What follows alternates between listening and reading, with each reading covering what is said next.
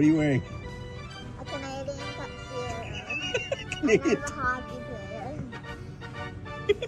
Let's go Blues. Let's go Blues. Let's go Blues. To all you Blues fans, we're bleeding blue with you. Let's go Blues. Let's go Blues. Let's go Blues.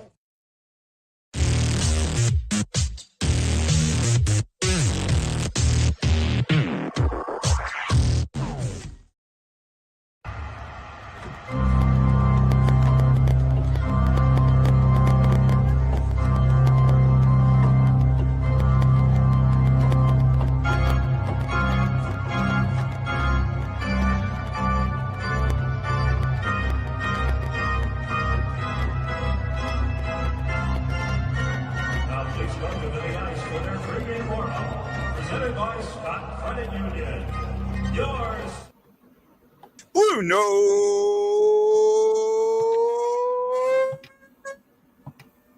Fan Report. Aloha. Yeah, this is another one of those impromptu shows. Justin, how are you doing? I'm doing good. I'm doing good. Draft week. We got some stuff to talk about. That's for sure. I got some thoughts, and man, oh man, have I got some thoughts. You know what? I this is on me. We talked about doing the show, and I meant to set it up, and I ended up laying down, and I fell asleep harder than I thought I would. This was my intro for today's show. Are you ready? Because I know you didn't get to see it, so I want to read this. And it goes, Walt in the hall, Brady to Florida. Guy and Justin disagree. Oh my. I thought you would find that funny. And then the other one. Are you ready to be Shockey? Hey, Shock, how are you doing, big guy?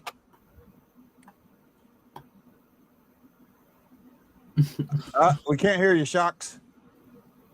The guy couldn't get his camera to work. Now I can't get his mic to work. Yeah, you're muted now. Am I here now? Yep, we got you. Yeah. Long weekend. Yeah, how was the camping and the fishing, man? I didn't fish. I drank. Like to fish. Oh, that's right. The boat was down, right? Yeah. Ah, that sucks, man. I started, there's this thing going on, and I know this isn't Justin. We'll get to hockey in a second. There's this thing going on with this little bitty ugly stick, the 36-inch one.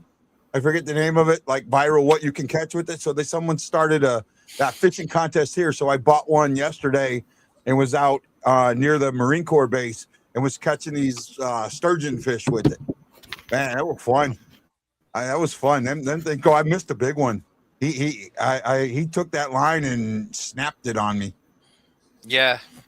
No one was having luck this weekend. Yep. Water was high, and yeah, they shut down.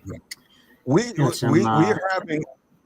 Oh, go ahead, Justin. Sorry. Oh no, I know you guys can continue talking. I just want to make sure that we're hitting the what's ups in the chat, just so they're not leaving. Be honest. Just so you know, and I don't pay as much attention to the YouTube guys because if I don't know who they are, I kind of stray away because I'm afraid of getting what's happened to me in the past. So, well, yeah, as long as they're not making, this one just says sup, as long as they're not making a bad comment, then of course, but they're not making a bad comment. So I just because so many of them have titles that are not. This guy uses at least somewhat of a name, but the ones that don't use his names at all, I just kind of bypass them unless they've talked to us before. So, the reason I asked you on today, Shock, is because I know you know Walt pretty good. I haven't had the chance to meet him, believe it or not. I know that you've met. Well, I say pretty good, but you've met him more than once. Yeah, I've been yelled at him by him. Today he goes in the Hall of Fame. There's still some. I heard complaints about it. The Hall of Fame. I don't remember everybody. 2 goalies, 2 forwards, and Brian Burke, who was a female who they've been putting in every year now. And then Brian Burke in the builders category. Was he a GM or a coach? I don't remember. A GM, I thought. Yeah, Brian Burke was a GM, right? But I think it's cool that Walt's going in. It's well deserved. I mean, 500 goals, American with 500 goals, that should be like an automatic. That puts him in the top 50 goal scorers in history. Yeah. You know, and you know, he didn't win a cup, but he still had a great career. He saved, I think he went to Atlanta for a while and helped like rejuvenate hockey there. And then he went to Phoenix and helped rejuvenate hockey there a little bit. He helped with hockey here in St. Louis. I think he ended up on the Blues twice, 2 or 3 times. I think twice. Right. I know he got traded and then turned around the next year and signed right back. Yeah, I know Wait was back and forth too at the same time. But Pekka Rinne's going in, no cup. Carey Price, no cup, going in. So, Justin, I'm kind of the fact that they put 2 goalies in. Does that surprise you? Normally, goalies are like quarterbacks in the NFL. One will go in. Rarely will 2, unless like super names. And Pekka Rinne doesn't. I mean, he played the majority of his career. Go ahead.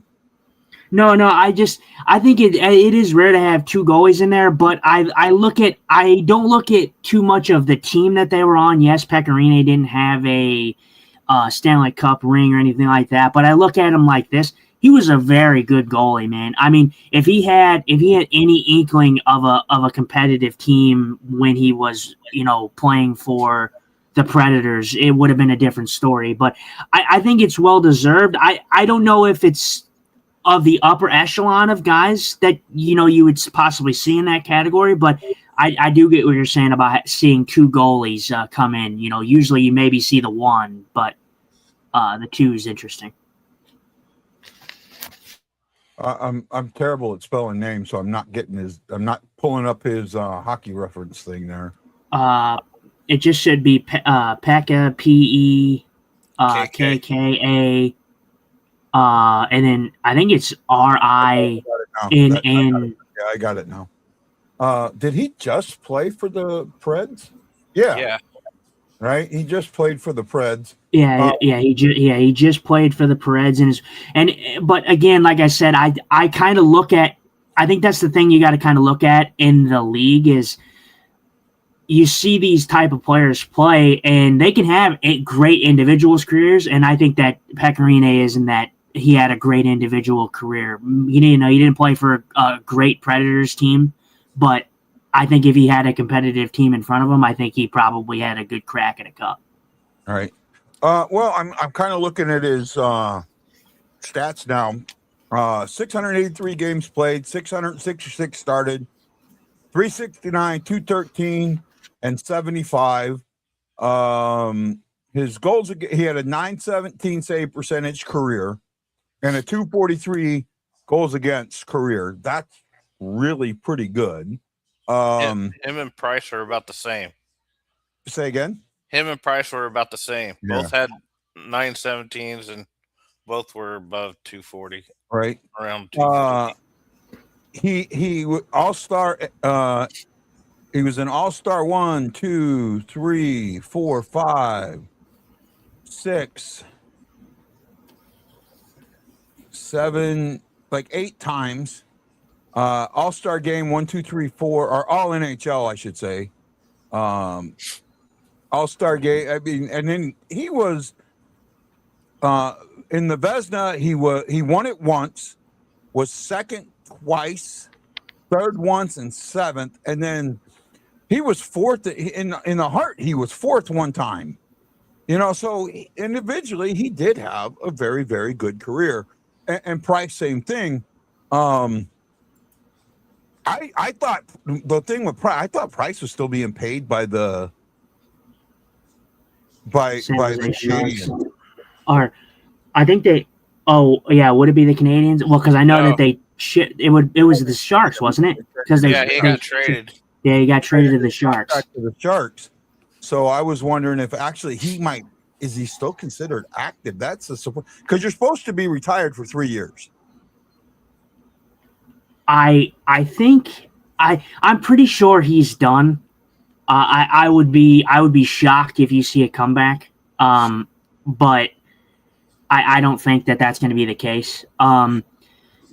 I'd be shocked, but I think that this is also a good discussion because you were talking about how it's kind of rare to see goalies. The two goalies that I actually have, that I always think of when I think of goalies who are great that had no cups. Obviously, Pecorine is there, but he's not the other guy that I'm thinking of. The other guy that I'm thinking of is Henrik Lundqvist. That's the other guy that I'm thinking of. So I'm thinking of Carey Price, to me, that's not surprising one bit. But Pecorine, I'm not at all disgusted with him being in there because I think he had a great individual career. For me, I'm with you. I got no problem with anybody that got picked. I really don't. See if I could pull it up here real quick. Here we go. So, here we go. Brian Burke, Patrice Bergeron, that was the other one. Cindy Curley for the female hockey.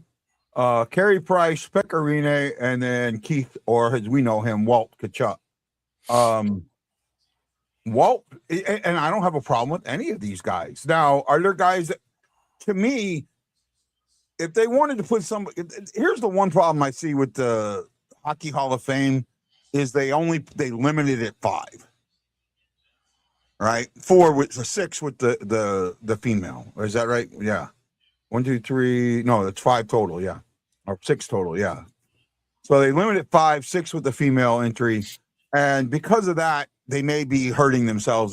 There could be somebody that gets left out that is eligible. The Hall of Fame, the way the Hall of Fames work, I think there's only one that I think does it right, but still could do it better. Right? Does anybody of the Hall of Fame votings, which one do you think does it the best?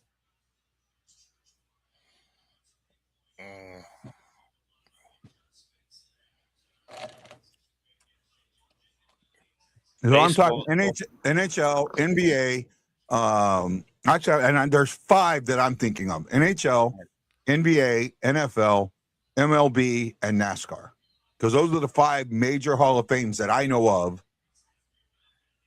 And that their voting is like, how they vote.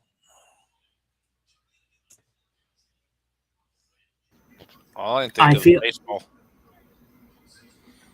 I feel like if you got to add 5 in there, I feel like it's got to be the outlier here, and it's got to be NASCAR, right? Because it's not anybody that anybody would be thinking of.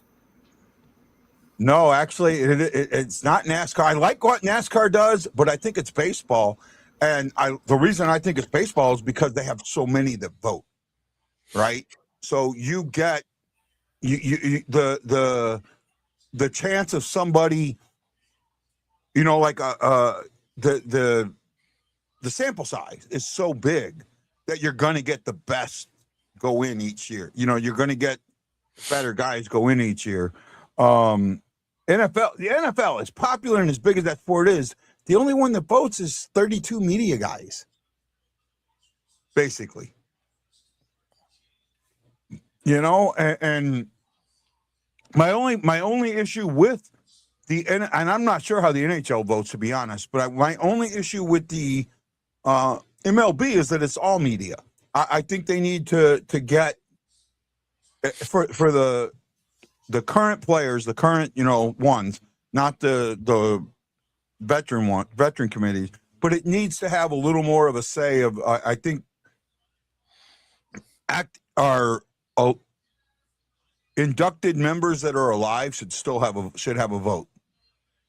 And I think that you'll get a little bit. I think you're not going to have it's not going to make getting the 75 as hard, but it's going to take out media bias, and that's the one problem that I think the MLB's has is some media bias. Does that make? Am I talking out my ass today? So the NHL has an 18-member committee. Okay. Yeah. So what happens is you get biases put into it, right? I mean, Pierre Turgeon, that was so crap. It was too long. Well, Pierre Turgeon, I understand. Didn't he win? Didn't he set the record for winning the most Selkies? I think so. Right? Like they said that the Selkie should be named the Bergeron. And he should have been in sooner, but there's politics. Yeah. And Kachuk's the same way. I mean, that to me, that's why. I mean, I can't remember who somebody said should have gone in. I in one of my chats, someone a lot of Rod Brindamores. A lot of people said Brindamore. Yeah. I think he should be in eventually, but not over Keith. Yeah, I'm with you. And when it comes to goalies, I think there's a goalie that probably should have gone in over either Rene or Price, even though I don't have a problem with either one of them going in. I think Cujo should have been over Price. Yeah, I kind of do. But the problem is if you do that, it looks like you're holding his mental health issues against him. Yeah, well, that's well, yeah. I mean, so that's why I think that when you have a larger contingent, that it takes away some of those biases. Everyone goes individual. Rene and Price have the Vesnas and stuff. Sorry, Cujo played with Wall, Broder, Hossack. He wasn't going to get an individual award out of that, but he still finished fourth in wins. Yeah. No, I'm with you. I am with you. I absolutely with you. The other big news of the day, and this is where, like, in the opening, I said that me and Justin disagree, right? And I think our theme song should be "We Just Disagree." Oh, by the way, I forgot to mention this. Not a couple months ago, Dave Mason passed. The guy that sings "We Just Disagree." He passed a few months ago, and I forgot to give my condolences or whatever to that. Brady goes to. I'm going to let you handle this one, Justin, and get your opinion out before I go with mine, because you have a much stronger opinion on this than I do, and I admit that. But I'll let you handle this. So Brady goes to the Florida Panthers. First of all, I want to get it out of the way immediately that these teams, so someone reported that the teams that Brady Tkachuk was going was okay with being dished to was Minnesota, Vegas, Carolina, or Florida. Okay, look, I'm telling you right now that list was bogus. I 100% believe that list was bogus.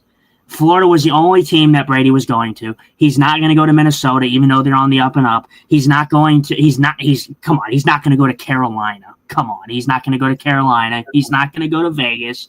He's going to play with his brother in Florida. That was clear as day evident. Now, the sentiment that I had behind it is I'm not angry that he's not in St. Louis. I don't care if he's not in St. Louis. I think what Florida did was an overpayment. I like Brady Tkachuk. I think he's a good player, but it was an overpay, and a lot of Blues fans were so angry that Brady Tkachuk didn't come to St. Louis. I hate to break it to you, Blues fans. Doug Armstrong in his presser today talked about reaching out to inquire about Brady Tkachuk. They were not on his his trading list.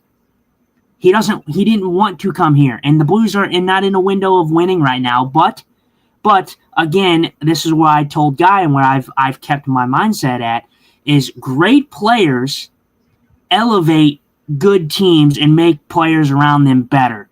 Good players go to great teams to have a good fit and to have it easy. I think Brady, although I understand wanting to win, I think every athlete wants to win. That part I'm not as animated about. My thing is, I think Brady took the easy way out. And I think all the Blues fans that are so confident that he would have come here are just delusional. And again, this has a bunch of different segues that we'll get into, but that's just my thoughts on it. I like Brady. I think he's a good player, but I think that Ottawa got a great return. I'll be honest, I'm not going to get into my tinfoil cap. I think there was a little bit of conspiracy going on. Or not conspiracy, a little bit of a tampering going on with Brady to Florida. I think Ottawa probably threatened a little bit of a tampering case. Just if you guys remember, last season, 12 hours before the free agency market opened for Mitch Marner, it was reported that Toronto was going to make a tampering claim against Vegas. And then what ended up happening? Vegas ended up sending Nick Waugh to Toronto, and nothing came of it. So I think that there's a possibility. The Kachucks have a podcast as well that they have talked about certain things that they probably shouldn't have, like with Allmark's mental situation and everything like that. They were kind of laughing about that, joking about that. Brady's on that team. He said nothing. He didn't stick up for his team.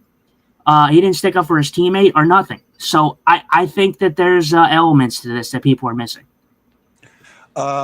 Shock, I know you have a unique understanding of this, so I want to let you go first and talk about this, and then I'll talk. Because it's not that I completely disagree with you, but I do disagree with some of what you're saying. Go ahead, Shock Man. I mean, of course, the podcast probably had something to do. We all knew if Brady was going to go somewhere other than Ottawa, stay in Ottawa, he is going to be with his brother. And I think his dad had something to do with it too. But, I mean, it's not the first time brother's been on a team. Yeah. And Brady's just sick and tired of Ottawa. I mean, he's sick and tired of Canada. Point blank. He doesn't like it up there. If he was going to Hurricanes was never going to happen. He's not going to be on the rival of the Panthers. That's just stupid. And with the Blues, Brady's not going to come here until the end of his career, and Matthew don't want to come here at all. Yep. That's point blank. And I've heard it from one of those three. So yeah, I've heard it from one of those three too, and not the same one you heard it from. Yeah. Right. Oh, by the way, man, what do you think? I know it's hard to see, but can you see this? It's a ghost shirt. Yeah, well, it wouldn't be, but trying to show the emblem on it. Can you see it? No. It's a VFW shirt. Oh, okay. I finally got one. No, so Justin, I for the people that are upset that he didn't come to the Blues, it had so little to do with where the Blues were in their rebuild, retool, whatever you call it. Because Brady comes here, we are a contender. We are a conference level team. I strongly believe that. If we didn't have to give up all pick, if all we had to do was give up all picks, yeah, we're a cup level team. If we would have had to give up Kyrou, then not cup level, but conference level team. I think it's still though. I still don't like. That's fine to have that take, but that's fine. But my point is Brady didn't want to do that. He didn't say, okay, I can go to my hometown in St. Louis and play in St. Louis and really help these guys get over the hump and really make them a playoff team, make them a contender. No, I'm going to go and make it easy on myself and go to Florida. It had, in a proven situation. It had nothing to do with that. It had, and they've said this since he came in the league. They wanted to play together. They said it at the All-Star game. That's all fine. Again, this is not about. Oh, I'm against the brothers playing against with each other. That's fine and dandy. But again, I'm not someone who is willing, first of all, to give up 3 first-round picks. It's an overpay. I think Ottawa got a good deal, and I think part of it was partially to do with how I talked about possibly being some tampering going on. I think Ottawa probably threatened Florida with a little bit of a tampering situation, and I think that Ottawa was able to sneak a third, probably first-round pick from Ottawa. I think that they got a great return for them. Obviously, the 2029 does nothing now because that pick won't be ready until, 2033? So it's useless now, but they're not done. The Ottawa Senators are not done. They're gonna flip those picks. They're obviously in contention for getting the big names. They're trying to go out and get Jason Robertson. They're trying to go out and get Dylan Larkin. Jordan Kyrie's been in discussion. Jordan Kyrie's not going to Ottawa. It's already been well documented that he's denied a trade there. It's not happening. So for Blues fans wanting Kyrie to go to Ottawa, not happening. Thomas, I still to this day, Thomas has been axed. The idea of Thomas being moved has been axed for weeks, and I still see people talking about Thomas being traded. Thomas is not going anywhere. Thomas is staying in St. Louis, and Thomas is the guy that you're building. I know that you're not saying that. I'm just saying from what I've seen on social media, I see all these fan bases, Ottawa, Edmonton, Toronto, Ottawa, Montreal. Dude, you're not getting Thomas. It's not happening. Yeah. So you can keep dreaming. And then again, a lot of them like, oh, we're going to give up 2 6th-round picks and a 7th for Thomas. Who says no?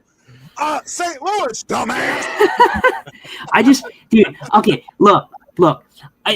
If Brady came to, say Brady did come to St. Louis, say the Blues did trade say they did trade the 3 first-round picks, I do think it would still been an overpay. Because first of all, let me just point this out there. Brady Tkachuk's a great player. He's 26. He's getting, he's in his prime. He's just starting out in his prime. He still can be great. His body's kind of wearing down on him. He's a little slower. He's still physical, but the guy hasn't put up 40 goals. The guy hasn't hit 90 points in his career. So, and you're talking about giving 3 first-round picks to a guy that hasn't had 90 points in his career, and he's 26 years old. So, I think he's a great player. What's up? He wasn't going to be that guy. Well, but still, he was the captain in Ottawa, so he's got to elevate his game somewhat. That's because Ottawa's just that bad.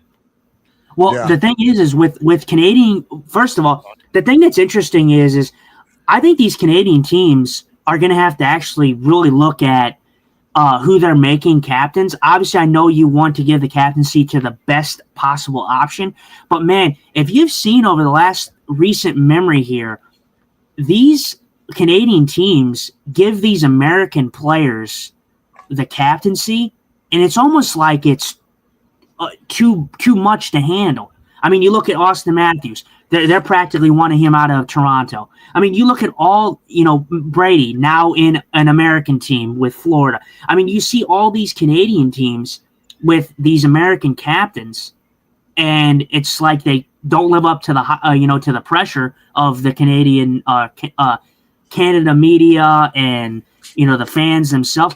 It's an interesting thought. I think you're. It's not that you don't have I don't know how to say this. There's something else involved in that I think weighs more than just that being a captain of a Canadian team. First and foremost, it's the taxes up there. The taxes in Canada, especially for guys in their tax bracket, kills them. I'm not saying Brady's not captain material. Listen to him when he was on Team USA yelling from the bench. He's a captain. Yeah. He's not a 40-goal scorer. Yeah. No, I'm with you. He's more of a. I'm not saying he's not a captain. I'm just saying I'm kind of going into a sub genre here of just talking about captains. How it's weird that a lot of American players seem to be captains of Canadian teams. That's all I'm saying. I'm not saying that Brady's not a captain. I'm not saying he's not a good player. And again, it's going to be a good subsection because everybody's talking about what the Blues should do, and everybody was so willing to throw 3 first-round picks at Brady to get Brady in St. Louis if they could. But again, they have some sort of massive issue with the Blues taking a chance on in a guy like Nico Hischier that I've talked about, Elias Pettersson, who I was initially a no on, but then I was like thinking about it more and more. What if a guy like that you could pay superbly less for than Kachuk, and the guy has proven to put up 100 points, 90 points in the NHL, and you'd have to pay less than what you paid for Brady. Campbell, here's the one thing. Here's another thing about Brady leaving. Ottawa has crapped on him ever since the Olympics. Yeah. He's been threatened up there. I would leave that area too. You're talking about the capital of Canada. You just beat them in the Olympics, and also the team not doing anything for him. The past 7 years. That right there. You're talking about crapping on him though, but like he crapped on his own teammate on his podcast. So I mean, it kind of goes both ways. You can't really shit on your own teammate on live podcasts and then be upset when team can't. Dude, we all know Canadian fans are freaking boisterous, and we know that they're passionate about hockey. It's their sport. It originated in Canada. They're always going to be passionate. And yes, what they do is not right. But first of all, with the Olympics, everybody's bringing up the Olympics. Let's not act like, obviously he's on that team. He plays a huge part in the U.S. winning the. But dude, look at some of the performances. The Hughes brothers, Connor Hellebuck, they backpacked him in that Olympics. So everybody's talking about the Olympics, but I remember it a little differently than all you guys. Hellebuck wants out of Winnipeg.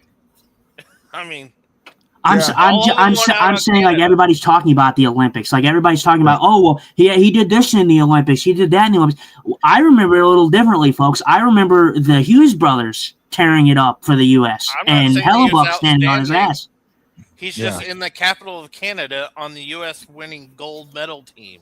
Yeah, he was getting so for me, it more comes down to this, right? The guys that you see wanting out of teams are teams that have not done anything for a long time. Who's the guy that wants out of Detroit? I'm sorry, another captain. Larkin, another captain. Larkin wants out of Detroit. Why does Larkin want out of Detroit? It's two things. A, it's taxes, and B, it's the fact that he doesn't see the team like trade deadline. This was a team that was fighting for a playoff spot and really didn't do much at the trade deadline. Right? He doesn't see the team doing the things that they need to do, the management, to help him. They're not in Detroit, and like I said, I can understand Larkin. Larkin has missed the postseason for what, 10 seasons now straight. They haven't made the playoffs. They were on that great run this year, and then they fell apart completely. Larkin had that injury. Larkin's still a great player, but again, it goes back to the NHL possibly having a little bit of an issue where you see all these guys that are great players only taking 3 teams on their no trade list. Okay, that's what I want to talk about. This is what I want to talk on. Aaron Nels came in, and Richard Campbell was here. My buddy Richard said, a captain doesn't leave like that. He denied for months, then did that. He isn't captain material. I'm not going to completely agree with you. I'm not going to completely disagree with you. I understand some of that. You say you lost respect for him. I understand that too. And then he's aware and says, well, what do you all disagree on? We're talking about it now. This is how I feel it should be. I've talked about no trade and no movement clauses before. I don't have a problem with them. I don't. First of all, anybody who's upset with no trade clauses, first, it's the GMs that give them out, right? Players ask for them, but it's the GMs that give them to them. And the second thing is, if a player says, I want to leave, right? Please trade me, then the list has to be at least 16 teams. That's a change in the CBA I would like to see. Or maybe I'd like that too. I would love that because again, guy, this is what I was just second before you started talking about this. You're having a massive issue. If that, like I said, the report that he was interested in the 3 other teams, that was bullshit. He was only interested in going to Florida. That was the only team that was on that list. Whoever reported that just reported a bunch of nonsense. He didn't want to go to the other 3 teams. It was Florida. In that case, what will 16 teams be? I mean, in Brady's case, Brady was only going to one team. Brady was going to one team. But I look at Larkin, and Larkin Yeah, and Larkin wants to go to what? Minnesota, Vegas, or what? It was Florida, right? I think it was Florida. And now Florida's not going to happen. Minnesota's in their own cap hell kind of anyways now because there's some forwards that they're not probably going to be able to afford. Tarasenko's coming up. Dylan Larkin wants to go to 3 states that don't have a state tax. Yeah, well, the thing is that's just not going to happen because I just don't think those teams are going to make it work. The teams, the last report I saw was the team that Dylan Larkin would possibly go to. I don't know if it's legit. Would be Dallas, and that would make sense because I don't think Robertson is going to be in Dallas. I think Robertson probably is gone. I don't know if Texas has a state tax. I know there's like 4 or 5 states. They don't. Nope. Okay, so that would add up. This might help the Blues because Missouri's trying to do the same thing. Well, there's an easy way around this state tax thing, and the NHL could do it without upsetting the apple cart. And it's simply this: if you're in a state that has a state tax, you get to go above the salary cap by the percentage of your state tax. Right? So that can account for the state tax. The problem is, and this is what a lot of people don't realize, the problem is that the way these guys pay their taxes is really funky, right? Because they pay half of their taxes in their home state, right? But the majority of them pay the other half in the other states and in Canada. Yeah, you got to pay for where you work. Yeah, right. Yeah. It's a real funky thing. This came out during the NFL during the Super Bowl, and a lot of people got really, really wrapped around the axle and got their panties in a twist on this. Was the fact that the guy that won the Super Bowl, and I forget what the quarterback's name was, ended up owing the state of California more than what he got paid to win the Super Bowl. And everybody's, oh my God, California. My thing was, motherfuckers, don't you understand? The Super Bowl made $500 million, $3 billion, and they paid these guys junk. That's why. It had more to do with that than the other thing. It does. The state taxes have a lot to do with it, and there is a way around it, but it's got to be a sensible discussion, and unfortunately, it's too much of a political discussion to be a sensible discussion. Yeah, I think it's interesting because it's a real issue when you have these guys. I wish, and this is kind of the gap I think between sometimes players and GMs and all that, where the GMs and coaches obviously see it a little bit differently than maybe the players do, like a Larkin, or like a Brady or something like that. I feel like if you had a lot of these guys who have so much immense talent, take their abilities and take them to teams that are, really young and on the up and coming and really, just 1 or 2 moves away from making that massive competitive jump, I feel like you'd see a lot of interesting scenarios with players going to teams that are unlikely, like Utah sticks out, for example. I know that we were not big on Utah a couple years ago, but Utah's growing into their own. They're really pushing. They were really competitive. A team like that, a team like the St. Louis Blues, a team like who else? Someone else help me out here. Who else is on the up and up? Minnesota. Minnesota's already been speculated to be, one of those teams that they want to go to. Anaheim.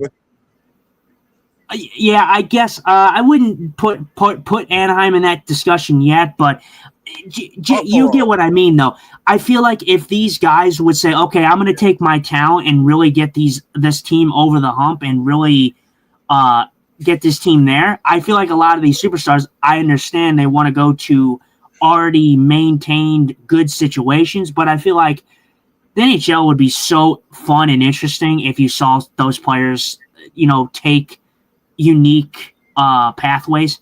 Like I think the one guy that comes to mind is no one expected it. I had no idea how it was.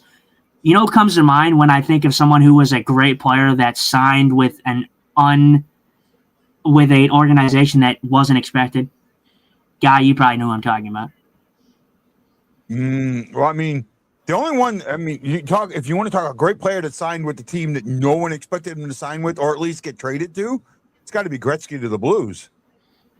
Okay, well, that's fine. Yeah, that's one instance, but I'm talking about something more recent. So this player signed for a team that no one expected him to sign for. I mean, obviously, it's a little bit different. I don't think this player was the caliber of, the guys that we're kind of talking about, but he was still a fantastic player. Does that give you any hints? No, I'm blank. Okay, it was Johnny Gaudreau to Columbus. Yeah, okay. Yeah. Johnny Gaudreau to Columbus. That was a move that no one expected. And he went there, and he went to try to better that team. Yes and no. I heard there's family things that went into that. There were some family things. He wanted to be closer to his dad. He wanted to be on the East Coast, and that was like the only team on the East Coast that was going to offer him the money that he wanted. I guess there is things that go into it, but I think it was a good example of a player that went to a team that no one expected them to go to. And True. Even if that was family ties, just because that is the case doesn't mean he always had, he had to sign there. He signed there. He obviously wanted to be there, probably family-wise, like you were saying, but he doesn't have to sign there. He doesn't have to put his faith and trust in Columbus. I mean, what was Columbus doing at that time? They were a bottom feeder. Yeah. So, that's a good example, I think. I'll tell you what. Here's the problem, and I wish I don't know if Richard Campbell's still here because I know he's up in Canada. Here's the problem with what if you ask me what is the reason that a Canadian team has not won the Stanley Cup since 1993? I'm going to tell you it's the Canadian fan base, right? These teams don't have to put on that level of player. They don't have to do it because the fans are rabid. They're going to show up anyways. And not only that, the fishbowl that those teams are, man, that's stuff that these players don't want, right? It's like there are guys there are probably 5 teams in MLB, and I bring that up because that's like my next knowledge base. That guys say the same thing with slight exceptions. We've all heard that guys love playing for St. Louis. They want to come to St. Louis, but you also hear some of that media is kind of hard out there. Maybe I don't want to deal with that. New York, same thing. All the Yankees. There's a lot of guys that do not want to deal with the Yankee media. There's a lot of guys that don't want to deal with the Boston media. There are guys that just don't want to deal with media. And if you want to talk about and bring this full circle, I think this has more to do with Kyrou than anything else. Is Kyrou's not a media darling. He's not that type of player. And when you get a guy like that, that's why they get blasted in the media, because the media has that media agenda. Well, Bruce proved that on the show you did with him. He said Kyrou's a reserved, quiet guy. Yeah.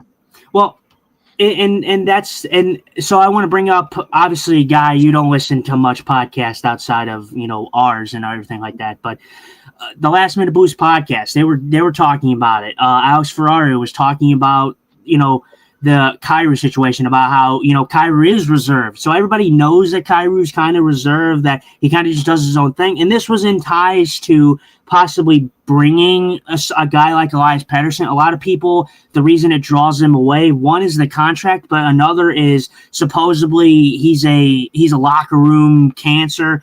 Obviously, the things that went on with JT Miller, which me personally, I think JT Miller was more the issue than Elias Pettersson was.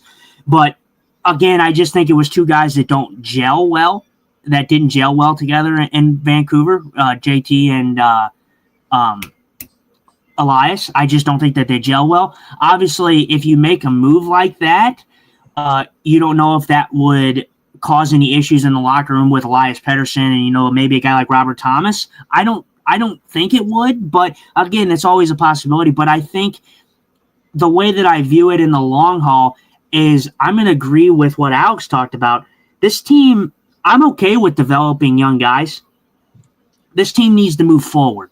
And the way you move forward is adding a piece that will move you forward and develop those young guys. I think Vancouver has already come out and talked about how they would retain some salary, probably in a Pettersson move. So that would be on the table there. But I think the Blues would not have to give up as much as everybody's thinking. I'm thinking, you wouldn't. I don't even think you'd have to maybe even give up a Dvorsky in that situation. I think you're talking about a first-round pick, probably 15th or the 29th overall pick.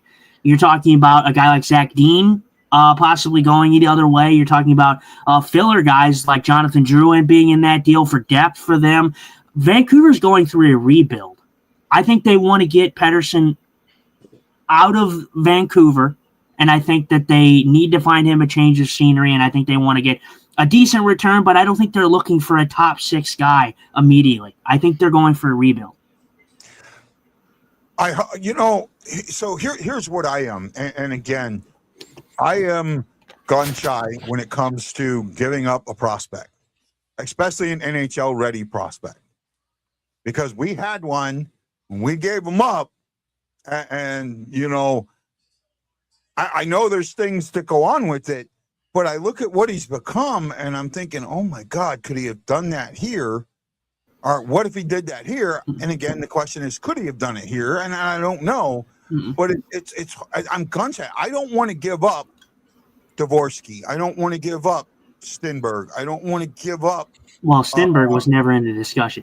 Dvorsky doesn't even have to be in this package. We're talking about neighbors. I don't want to give up neighbors. Oh, I didn't say neighbors, did I? I said that you're looking at first of all, you're looking at the 15th overall pick. You're looking at the 29th overall pick. Either one of those. Hell, you could probably get away with even just the 29th overall pick if you wanted to, depending on what else you're sending over. The guys that you would be talking about sending over are a Lucas Fisher, a Zach Dean, who are still young, but they're secondary to this team, that they're not going to be on this team. You don't have to give up a Neighbors. You don't have to give up a Dvorsky to go out there and get Elias Pettersson. Guys like that, I'd be okay with giving up, and they go somewhere else and have an all-star career. I'd be okay with that. Tage Thompson, and I know everybody argues with me on this, I am still not happy with that trade. Well, hold on.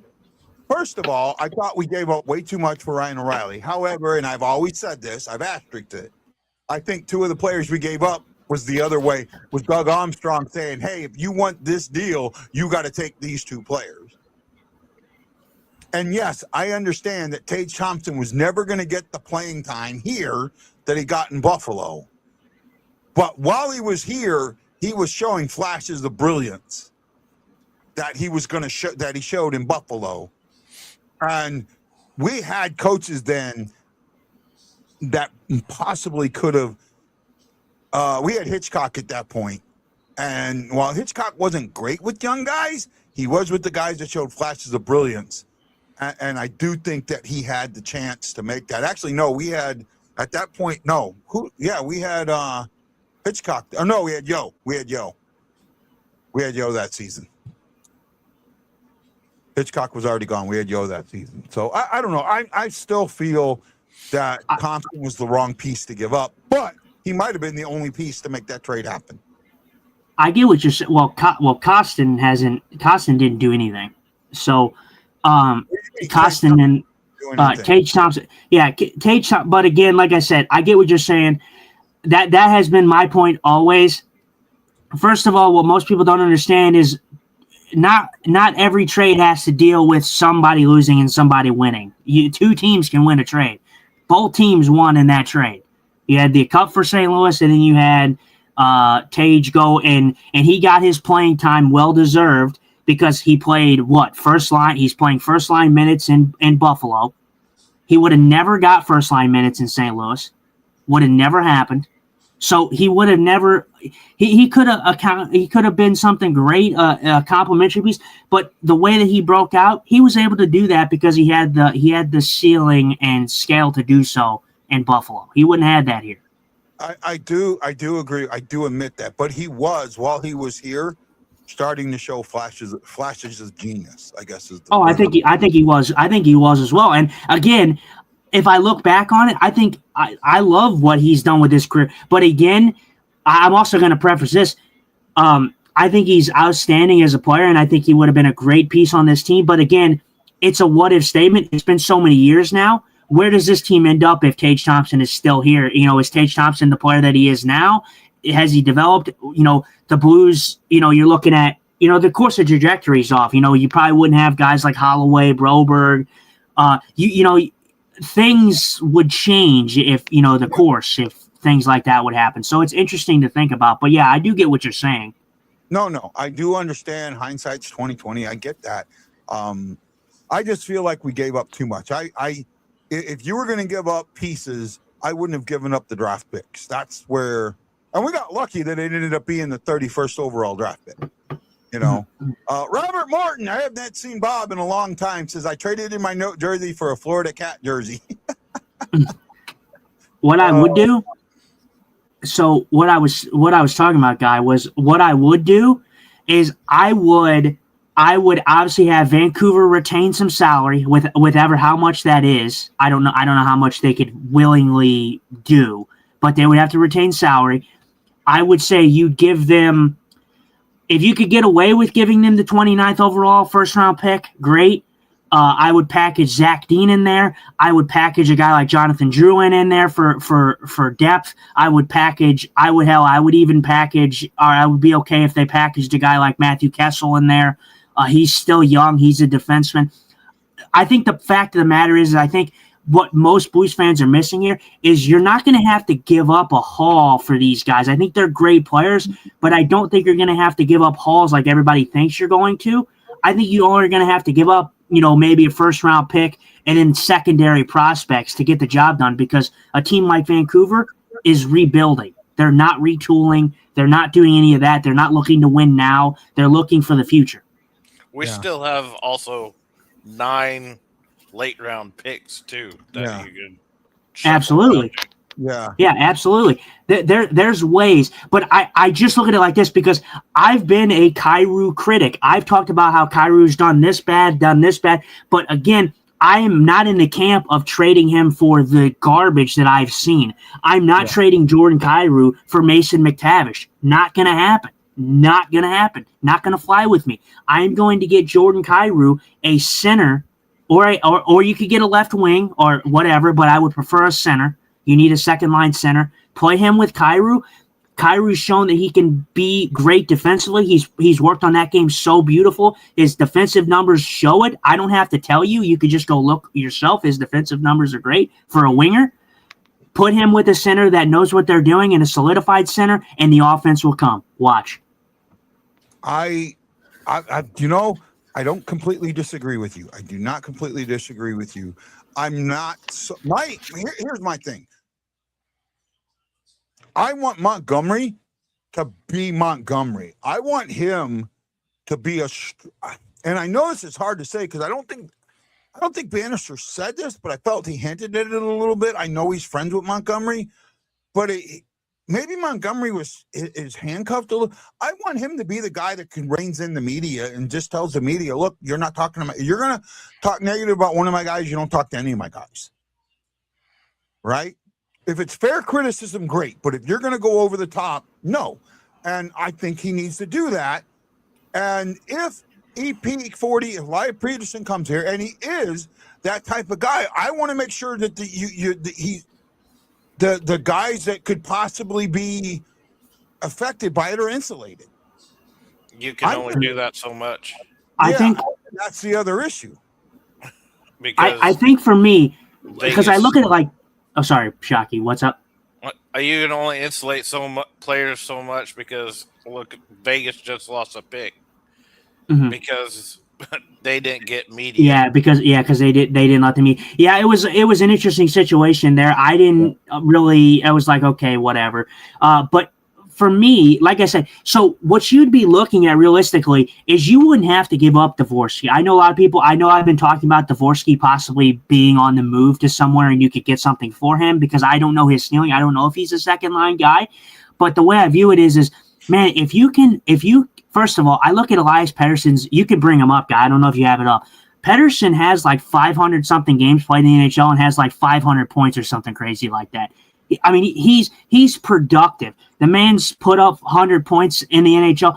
If you put a guy like that with Kyrou, I sorely don't think we see another Jordan Kyrou repeat this year from a 40 goal, a 40 point pace or whatever he had this year, 40 something or whatever. But there's no way that the offense doesn't come with a guy like that.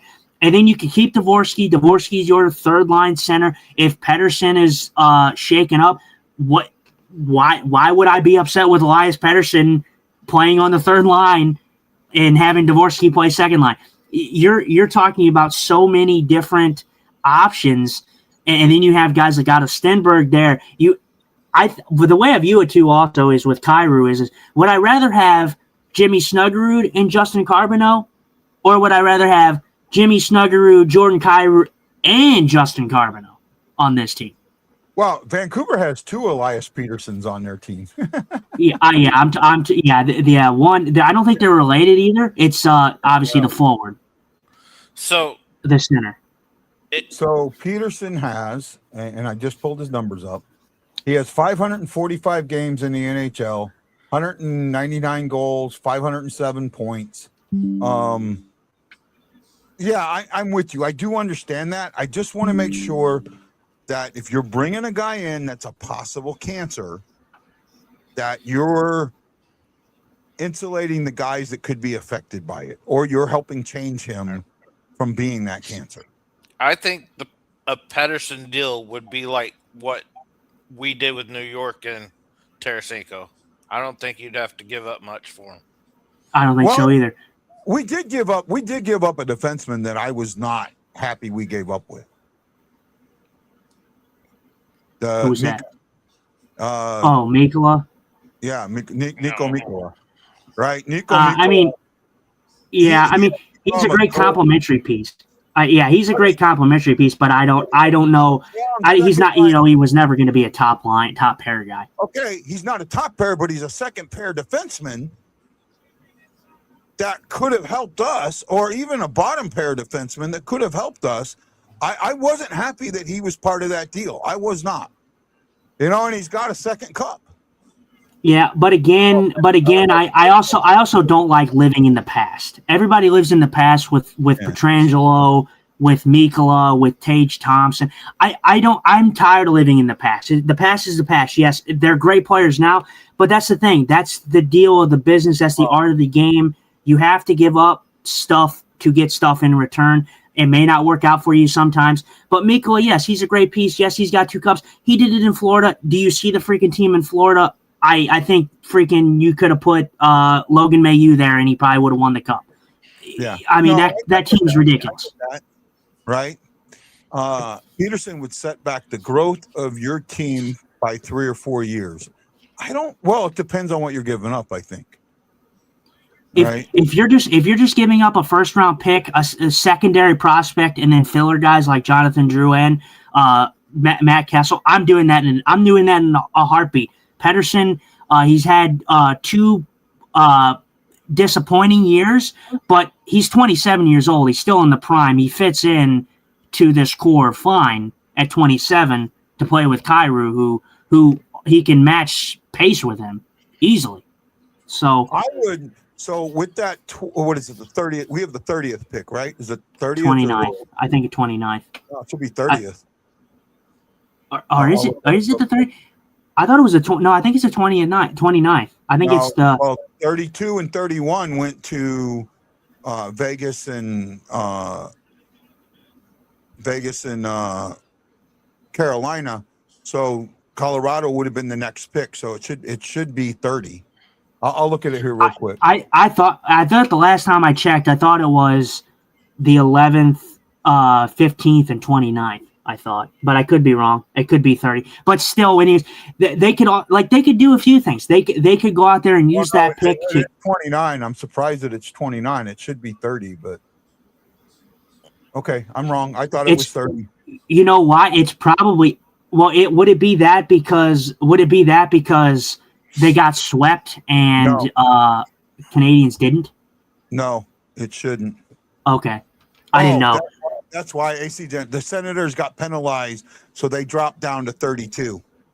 Okay, yeah, that is right. I did remember that. But okay. Yeah, the Blues could do a few things. They could either take that late pick and try to move up to, like you were talking about, to the sweet spot, to the 20th spot, 25. Yeah. They can move up there, or they could take that pick and package it along with, like I said, a Zach Dean, Matt Kessel, Jonathan Drouin. I like a guy like Bergen. I think he would be good on the bottom six, but even if they were interested in a guy like that, there's stuff that the Blues can do with that last pick, or they could use the 15th pick. If they use the 15th pick, Vancouver would not be getting as big of a return if it was a 15th, because it would be the 15th, maybe like a Zach Dean, and then maybe one other piece, maybe another late draft pick. Like you're talking about that, and then they would have, obviously in both deals, they would have to retain salary, would Vancouver. Well, that's the thing. I don't know if Vancouver can retain salary. Well, I think they came out and talked about that they would retain salary. Well, he's got so much time left because you can't retain salary if you're retaining salary, you have to retain salary for the remainder of the contract. And he's got so much contract left. I don't know that you can retain salary for that long. Well, and the way that I view it is even if they did do that, okay, let's just say the cap's going up. So I think your top six is going to be getting paid. You're going to start seeing contracts like that. What second line guys are playing. Like you're going to have to pay guys to play for your team. And since the cap is going up, this doesn't scare me as much. Yes, his deal is pretty lengthy. It's pretty big.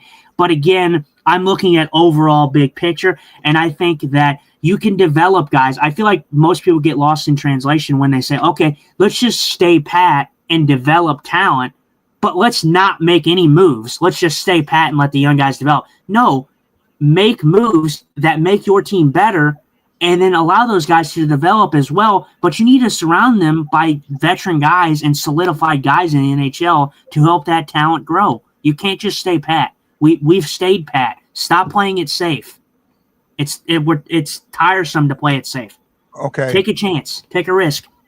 I understand. I do understand where you're going. I really do. I don't completely agree with it. My thing is, I get why you don't want to stand pat, but I look at what we've got in the system, and I go, maybe that's not standing pat, because what we got in the system is pretty damn good and might be better than what we could get. That's why I'm willing to not do as much this draft, because I think we have 3 guys in the system that are NHL-ready players right now. Right? We had 2 of them up. And I think the other Yurko or Yerrick or whatever it is, he's ready too. You're now coming in, who may be NHL ready right now. If you can get something that's better than those guys, great. But I don't know that you can. Does that make sense? The thing is the guys that you just talked about, Otto Stenberg, that's fantastic. I think he's going to be a great player. You could play him at center. You can play him on the wing. Dvorsky, obviously, your center. You could also play him at wing as well. Carbonneau is your winger, so that's a winger situation right there. Dvorsky, you want to develop into that second line guy. Otto Stenberg does not have to play center for you. You have other guys. You have different varieties here. You have Suter there that can switch. I think with how everybody is viewing it, I just think that if you stay pat, I'll tell you right now, I'll make a deal with you, and I'll continue to make a deal with you. If Dvorsky develops into a consistent second line center, and everybody is so dead set on Dvorsky being Connor McDavid, for Christ's sake, which he's not, and I'm sorry to break it to you. Yeah, I know he's not. Just from what I've seen, if Dvorsky can consistently put up 50 points at least, I would be okay with it. But I am not confidently going to sit here and say that I have faith that he's going to do that. I'm maybe it's just like you with Hofer. I'm not on the complete Dvorsky bandwagon. I think that everybody is acting like this kid is the next coming of Connor McDavid, and I just don't think that that's an accurate description. No, I don't think he's the next coming of Connor McDavid. Just like I don't think you think that Hofer is the next coming of Patrick Wall. I've never made that comparison, but I've seen people talk about. Seen people talk about Dvorsky like he's just going to be the greatest thing to know and demand. So yeah, well, I haven't. So that's what I'm. Same thing. I haven't said that Dvorsky is going to be there. I just think that I'm more in the camp of develop your players first before you give up on them. And sometimes I did trades, if you really look at it, and I'm going to ask Shock this because Shock's probably, how many trades really work out? I mean, a lot of cases, guys get, how many, you get a trade. Look at the Ryan O'Reilly trade. Only one of those players is still playing for the team he was traded to. Shockman. So, are you here, Shockey? Can you hear me? Yeah. Okay, so follow me here. Now, again, guys' dispute here is he wants to develop young guys. That is fine and dandy. I'm not saying move those guys out. I was talking about it. It could possibly be a possibility. But again, I'm not saying that here. What I'm saying here is you get Elias Pettersson, and you don't have to give up a damn thing. But filler, a first-round pick, and secondary prospects that won't be on this team when the team's competitive. That's not ruining the development of the guys that you're talking about. These guys are going to be there regardless. Just Elias Pettersson is an addition. That's all it is. Vancouver goes for the trade. That's my issue there. I don't think Vancouver goes for that trade. I think they want more. I think they know he's worth more. But Vancouver's, they're rebuilding. If they're rebuilding and he's a cancer in their locker room, they're not going to get. I'm not giving you $100 for a stale piece of cheese. Something you consider a stale piece of cheese. Yeah, no, I get it. It could be Limburger and worth the $100, but if you're just saying it's stinky cheese, I'm not going to give you $100 for it. And like I said, I get what you're saying. They may view him as more, but what I'm saying is first of all, Vancouver is an absolute crapshoot. We've talked about that on this show numerous times. We talked about it in our preseason predictions. Vancouver is an absolute dumpster fire. They are rebuilding. There's no first of all, the JT Miller stuff, well documented in the NHL. Well documented. Every NHL organization knows it. They know that they would retain some salary. They know Vancouver's in a rough spot with trying to go through a harsh rebuild. They're not going to get as much as you think that they're going to for Elias Pettersson. It's just not going to be the case. There's so many elements to it that I think that they just have to take the best that they can get and try to build for their future. And I think the Blues are definitely – I don't think they're going to it's going to be a dead set that they should get them or that they are going to get them. But I think the Blues are most definitely going to be in the sweepstakes. I think they will. You got to have a healthy mix of both trades and homegrown. Every team – that's the trick of the trade. Yeah. Well, we've got one of the best GMs or, one of the best presidents of hockey operations. He's still going to be, he's still at the top of the pyramid, right? No matter what you're going to call him, he's still at the top of the pyramid.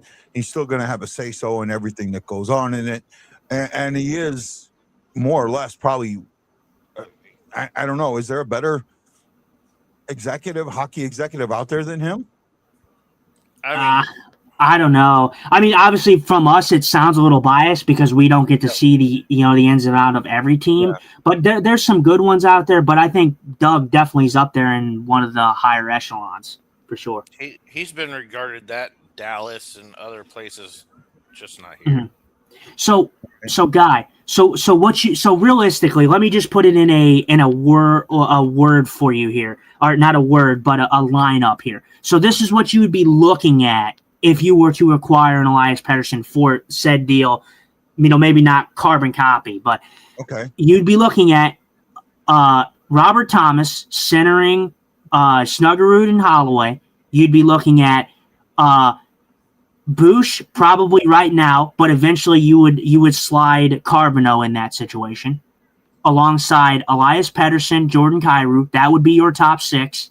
Then you would have on your bottom six, you would have Pius Suter, who can play center or wing. You'd have Otto Stenberg, who can play center or wing. Obviously, these guys won't be all in the lineup at all times because you have to, scratch people, and some won't be on the roster. Obviously, we have Neighbors there, so Neighbors will be there on that third line. And then you have a makeshift of guys. You have Berggren if he's still, here. Nate Walker, Torpchenko, Finley. So obviously Finley may not be back. Yeah. I don't know. No, and you know what? If you can get, I'll say this: if you could get Elias Pettersson with what you were proposing, and not the 15th, the 29th, I think the 15th. If you're giving up that 15th, you're only giving up one more piece. You're giving up one more, and that would be like a Zach Dean. That's it. Mm-hmm. I would not throw anything else in there. But if you're giving up the 29th, Zach Dean and either Matt Kessel or one of those Jonathan guys, Jonathan Drouin, something along those lines. Yeah, and you also have picks that are later in the draft as well. Yeah, like later. I would be okay with that. My problem is, and again, you know all those you talk about, everyone wants to give, everyone wants to get Kyrou for junk. I'm wondering if Vancouver fans would say you're trying to get Elias Pettersson for junk, that they're wanting so much more. Well, if Vancouver fans are hoping for a top six return on Elias Pettersson, they're going to be sorely mistaken because the St. Louis Blues are not offering that to him, and any team in the NHL is not offering that to him.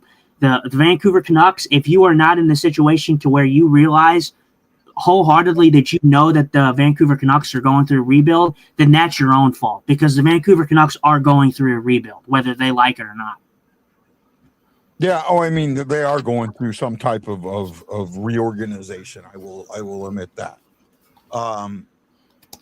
AC Generator's going, I don't want either of the EPs, Vancouver's EPs. He says the center is a cancerous prima donna and the defenseman hasn't proven himself. I don't want Marcus Pettersson either. He doesn't want any Pettersson. Yeah. We're not getting Marcus Pettersson. It would be Elias Pettersson. And again, people talk about this, talk about the cancer stuff. That's reported. Obviously, you don't know how that's going to be in St. Louis. You don't know if that was strictly the case. You don't know if Elias Pettersson was completely the issue. You don't know if it was JT Miller. You don't know the situation. You're not behind closed doors. So for anybody to talk about the cancer side of things, you don't know what happened. You weren't there. I'm sure people are calling Kyrou a cancer. I'm sure they are. Exactly. Yeah. I think a lot of people have a wrong. First of all, Kyrou gets a bad rap, and you've talked about this. We've all talked about this on the show. Kyrou gets a terrible rap for no reason. He's a guy that keeps to himself.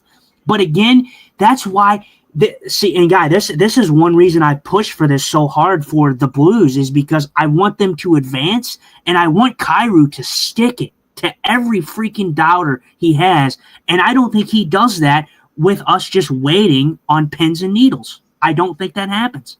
Here's a good. Oh, go ahead. No, you go. Here's an interesting thing. You bring Pettersson in, and him and Kyrou linked up because they're both called the cancers, and they both shove it. Yeah, that would be. That would be a great situation. Like, it really Well, would. and let me throw another tinfoil. And again, like I said, I don't think, first of all, guy, and let me get this out of the way. I don't think Kyrie's a locker room cancer. I think he gets a bad rap. I don't think he argues with anybody. I don't think he's butting heads with anybody per se.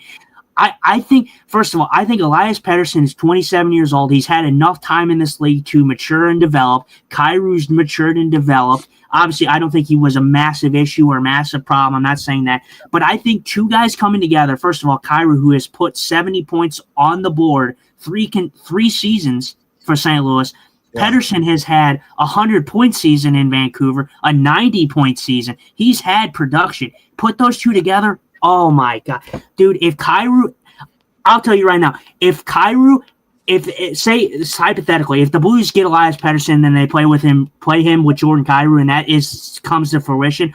I'll tell you right now, guy, if Kyrou does not have 60+ points next season, I will buy you a Jordan Kyrou jersey. I will buy you a Jordan Kyrou jersey. I'm pretty sure. I think Kyrou has 60 points next season, no matter what. I don't think he does. I think he could. I think he'll have a bounce back season, but I don't think he gets as high as he could without a solidified second line center. Fair enough. That's a good point. Well, I want to go a little. We've just spent an hour and a half, an hour and 15 minutes talking hockey. I want to go a little off the hockey reservation a little bit, and I know this isn't your sweet spot, Justin, but there's a couple things that happened this weekend that I thought were really interesting, and I know. Since we invited Shockey on, he's kind of, in tune to this. I want to talk a little bit about NASCAR being in San Diego. Was that an event or what? I didn't. Well, I was camping, so I didn't watch it. No, it was very. I gotta hand it to NASCAR. It was very, very well done. It was a great course. It was a great race. I didn't get to see all of it. I got to see some of it being Father's Day, and that's the other thing. Happy Father's Day to all the fathers out there. I put a post on Facebook. I don't know if you guys saw it. My father, Dave, was not my natural father, not my biological father, but he stepped up and helped make me who I am, and I appreciate him, and I was able to tell him that. He's still with us, Vietnam veteran. Was able to tell him that. I also had my VFW state convention this weekend. That was a lot of fun. The other thing I want to ask Chris, are you ready for September, buddy? Yeah. Are you getting excited about the Pomme de Terre trip? I'm just disappointed I can't be in Shelbyville this weekend. Yeah. Right.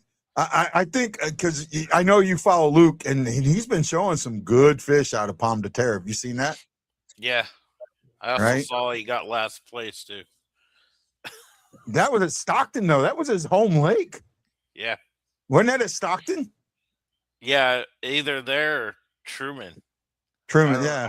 It might have been Truman. Yeah. Yeah. So I'm really interested. I met a guy out here, the guy that I've been doing the shore fishing with. He's going to teach me how to shoot a bow. Oh, right? God. I'll stand in the house. Well, I mean, because if we do go bow fishing, if we do set up and do that, I can't do it. I can't shoot the bow, and I just didn't want to feel like a wet blanket. So he's going to at least be able to teach me how to pull the bow back and let it go. So I guess I'll have to go talk to Brienne's new boyfriend's parents.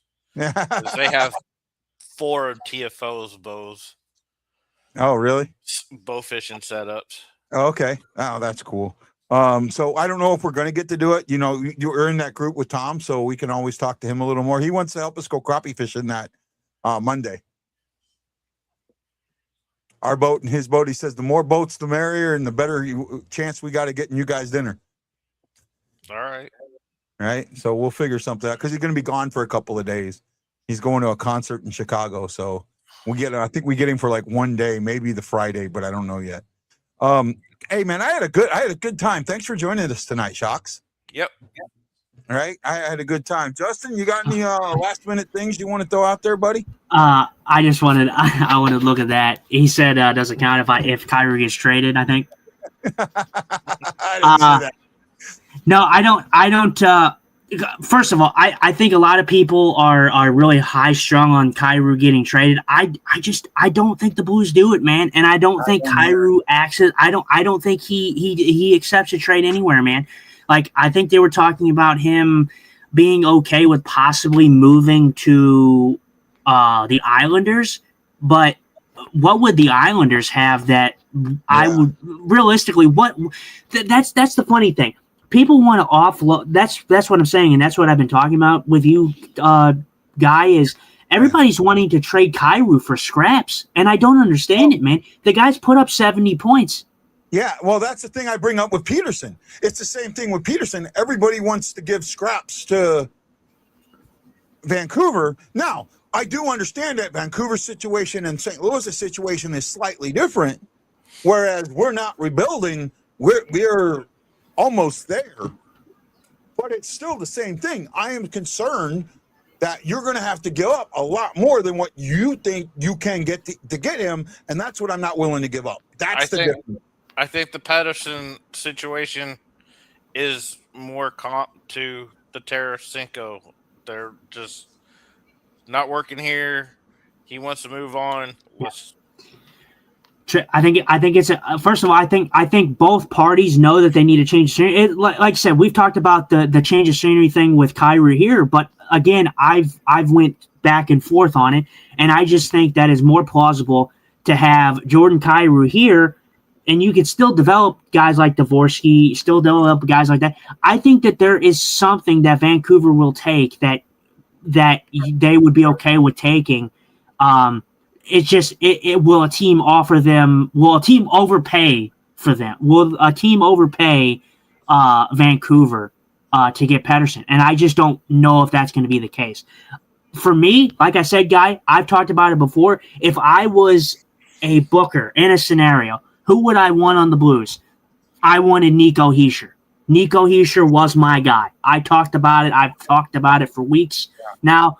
Nico Hischier was my guy. I think that window is closing. I just don't know if he would come to St. Louis, but he would have been perfect. He would have played perfectly into Jordan Kyrou's type of play style. He would have been a great assist guy for Jordan Kyrou.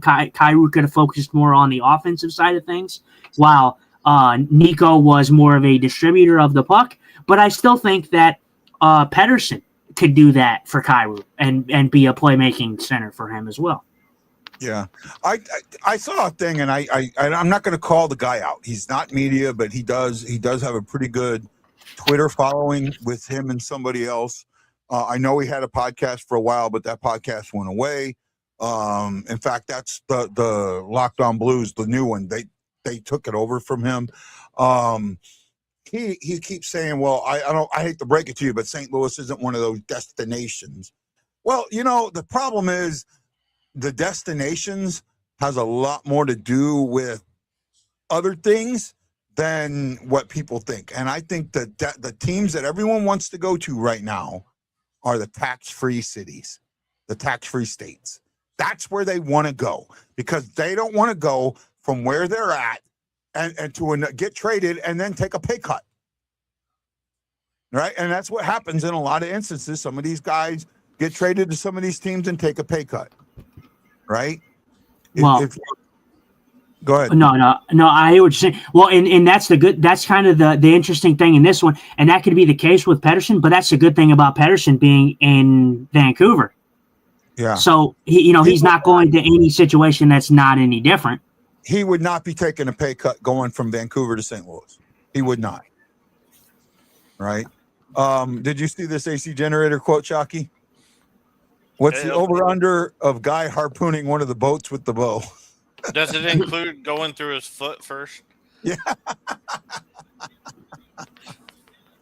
Right. Something tells me you're going to be really sunburned again. No, I will wear jeans this time. I will wear jeans this time. And I actually have a shirt now that's a fishing style shirt. That, long sleeve with the hoodie. One of the pelagic shirts that you see the guys that are out on the ocean use. I got one of those because I have been getting the burns are starting to get bad for me. So yes, I've been wearing that. Well, that's good. I'm looking forward to this. For those you don't know, I finally, it's taken me 4 years to talk you into this. talk something like that, right? Talk the wife into it. Into it, yeah. But I finally talked Shockey into going down to a lake that I fished as a kid, for a week. We're gonna do a Monday to a Friday down there, not a full weekend, but we're gonna spend a work week down there at the lake and fish a couple of lakes. We're gonna fish Lake Pomme de Terre and I think Stockton are the two lakes that we've chosen so far, right? Yeah, Right. I'm not going out on the Ozarks. Yeah, we're staying away from Lake of the Ozarks, and we're staying away from Truman. Truman could end up on that agenda, but I'm not sure. All I know is Truman for is crappie. Yeah, I heard bass stink. right. So yeah, we're both. We've been talking about it for a while now, and I'm looking forward to it. I still got to rent the cabin. I haven't done that yet, but because it's late in the season, I don't think that cabin's getting rented. I don't think that they're going to sell out on us. You know what I mean? Yeah. So I just hope I don't blow the motor up tomorrow. better not. Better not. And then I think he wants to steal his wife's car too. So The Jeep. yeah, you haven't told her that yet, though, have you? No. Uh, Then it wouldn't be acquiring, would it? Yeah. Well, yeah. We may have to leave her if I have a rental car. Leave her my rental car and hope she doesn't wreck it on me and cost me $10,000 or whatever it is. The military doesn't steal; we acquire. Liar. Yeah. Well, guys, what a fun show! Hour and a half mark. We're gonna call it here. Chris, thanks. I mean, you've been a fan of the show from almost the beginning. From when I was, I think you've been a fan since when I called it guys pregame rant, right? Yeah. Right. So you've been a fan from the very beginning. You're a great friend to me. You're a great friend of the show, and I think you can consider Justin considers you a friend too. I just want to say thank you for coming on, and maybe we'll try and start offering you to come on more often. I just gotta watch my mouth. We don't care. I ain't as bad as that one dude, but yeah. Who are you talking about? Back in when you started doing the lives, that one dude that every second. Oh word yeah. Me and him don't talk anymore. I know who you're talking about. The really really drunk guy. Yeah. I know Yeah. I'll keep it to every third word. Yeah. Yeah. I remember that. We don't talk to him. Again, Chris, thank you for being the friend that you've been. I appreciate you greatly. Justin, any last words before we do our normal let's get out of here? I'm trying. What day is the draft? Friday. Yeah. Friday. Okay. So, and I think we're doing that show. So, that should be a good time. And, I guess my closing remark is we're kind of not getting into it, but, if you were the GM, what are you doing draft day? I'm calling San Jose. I'm seeing what they're willing to do. And then if they do, let's say they take the pick and they do pick Stenberg, I'm calling them back and saying, hey, I know you picked them. Are you got your heart dead set? Are you willing to talk a deal?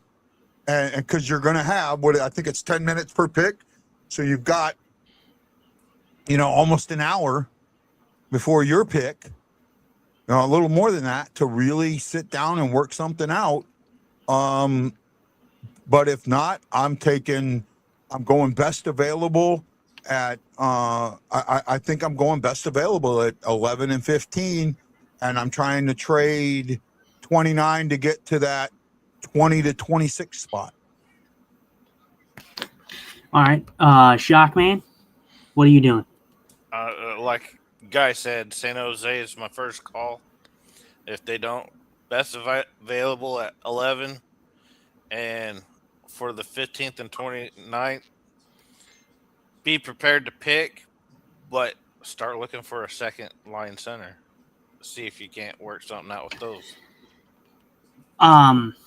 So obviously we don't have to get into a crazy thought process on this one, but I want to preface this because everybody's so determined for the second overall pick, or to get Stenberg if they take Stenberg.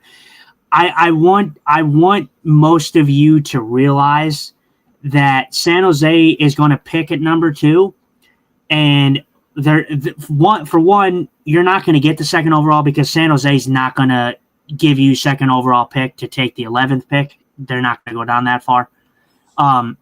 But if you do get Stenberg, you're talking about developing the future guy. I'm just letting you know that deal is not getting done with just, okay, hey, give us Stenberg and we'll give you our pick. That's not going to happen. You're going to have to give up a Dvorsky. You're going to have to give up an asset that you don't want to give up. So I just want to preface this when you're talking about developing your talent. Yeah. You're gonna get rid of it. So I'm just telling you. That's all I'm telling you. I just don't want Stenberg to go to Chicago. I want to do everything I can to prevent Stenberg from going to Chicago for 2 reasons. A, I think Chicago's going to destroy him because I don't think Chicago. I don't want to say this with Wendy because I love Wendy, but I don't think Chicago knows what they're doing. I think Chicago, to sit there and say that Chicago's been successful in a rebuild so far is horseshit. Because they're 3 years into getting the number 1 overall, oh my God, Connor McDavid-esque pick, and they're still in the same fucking spot. I think success? You haven't done the right things to get there.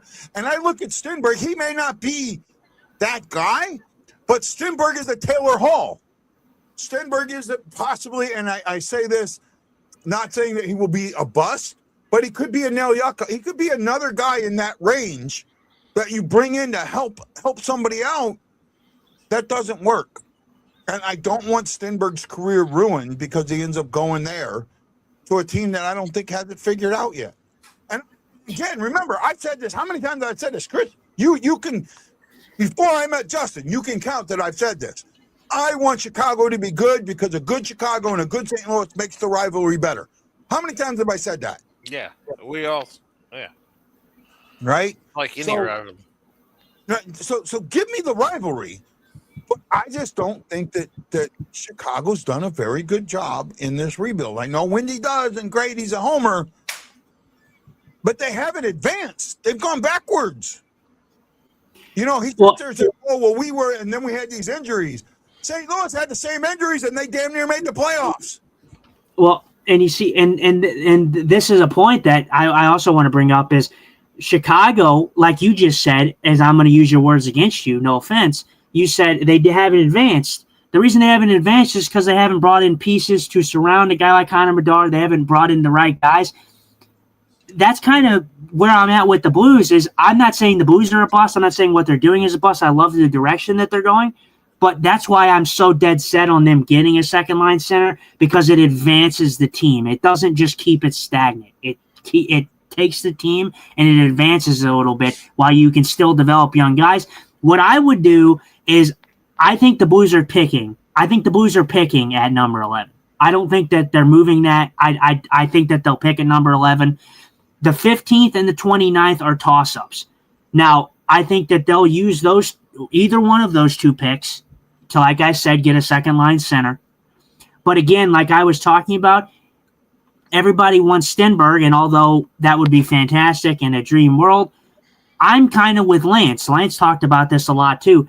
No one in this draft is Connor McDavid levels, and they will not be that.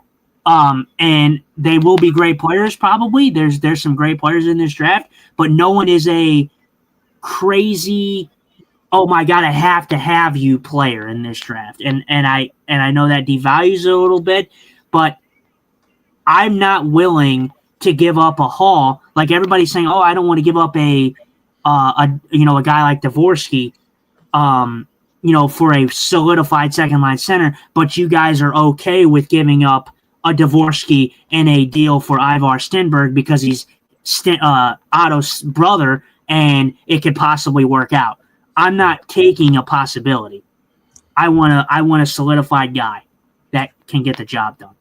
So that's where my head's at. the reason I want, I got to say this. I know I said we were going to close the show out. Joke's on you. The reason I want Stenberg is because Stenberg's already proven he can play with men. He plays with men in his league. And I'm talking, he plays with guys that were NHL caliber guys, and he's been a standout in that league. Didn't he get like an MVP, or was the MVP or a finalist for the MVP in his league at 18 in a men's league? That's he played well in the Olympics too with men.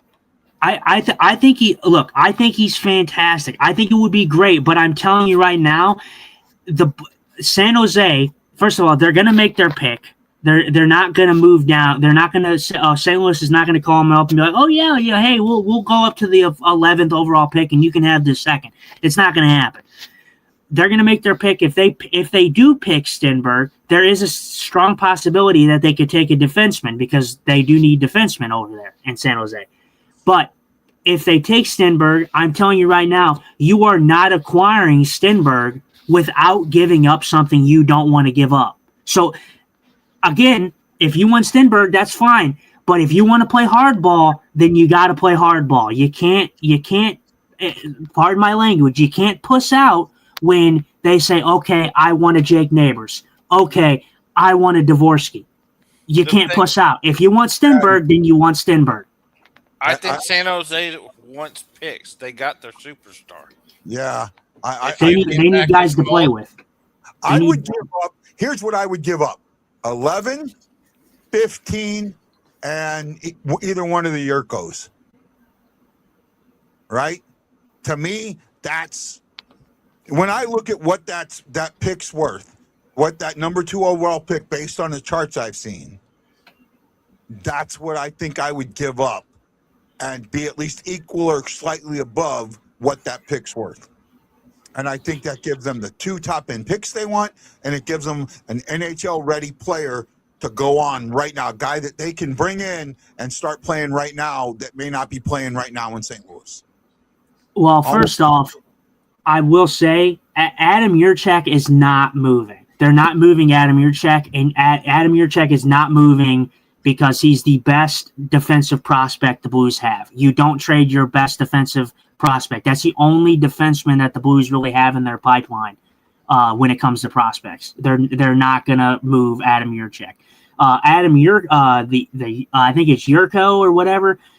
He's a forward, and he's not a guy that's NHL ready. I don't see him as an NHL ready guy. He's kind of a borderline guy right now. Who knows? Maybe he can develop into something over there, but that would be okay. But again, like I said, I love Stenberg, and again, first of all, you're getting a winger. I think Stenberg is a winger. You have a plethora of wingers on this team, man. You have a plethora of wingers. You don't need a winger. You need a center, and you need a defenseman. You don't need a winger. I'm sorry. I want Stenberg on this team. I think he's fantastic. But if you say that hypothetically was to happen, first of all, you're probably looking at possibly Justin Carbonneau being in the consideration for possibly being in that trade to be moved over to San Jose.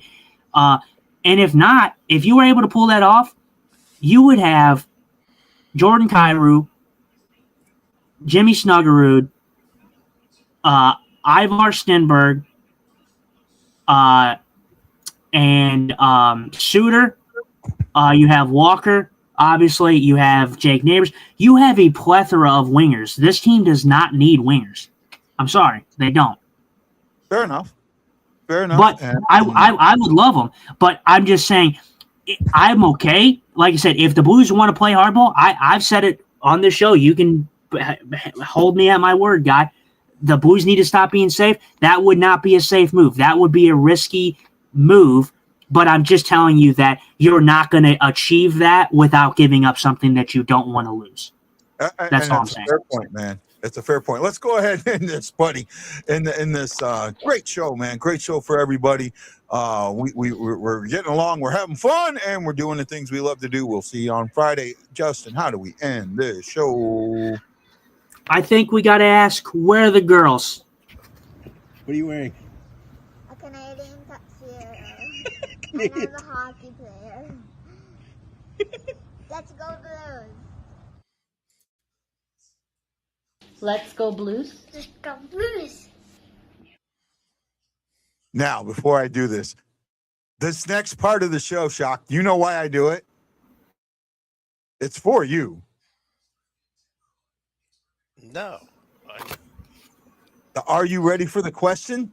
You guys don't ask that 3 times at your meetings? I thought that was a VFW meeting thing before you vote. We do. Oh, no, we don't. Oh, okay. So, Shockey, are you ready for the question? Sure. Blues fans, are you ready for the question? Justin, Eagle Eye Scott, are you ready for the question? I'm ready for the question. Who is late for dinner? The plates are as clean as Shockey's bald head. Where are the boys? Where are the boys? Mighty Blues fans, we're bleeding blue with you. Let's go Blues! Let's go Blues! Let's go Blues! This is Guy, the White Blues fan, for my co-host, Justin Eagle Eye Scott, and our special guest today, the Shock Man, Chris, the Fisherman Shockey. Shockey joining us today on the show. We appreciate you so much. And you got to know that I'm bleeding blue with you. And as always,